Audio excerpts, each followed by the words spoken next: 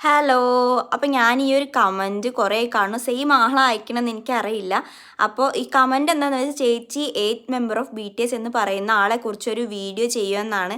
അപ്പോൾ ഞാനിതെന്താ ചെയ്യാത്തതെന്ന് വെച്ചാൽ ഞാനങ്ങനെ അത്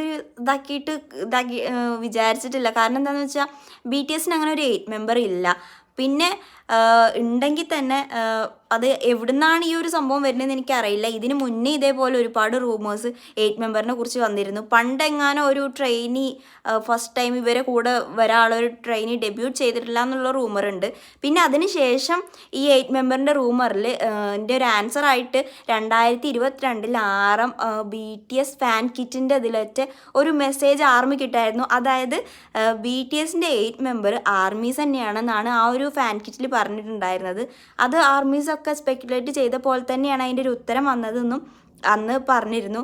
അപ്പോൾ BTSൻ്റെ 8th മെമ്പർ എന്നുള്ള പറഞ്ഞൊരു കൺസെപ്റ്റ് ഉണ്ടെങ്കിൽ തന്നെ അത് BTS അത് ആർമീസിനെ ആക്കിയിട്ടാണ് കണക്ക് കൂട്ടുന്നത്.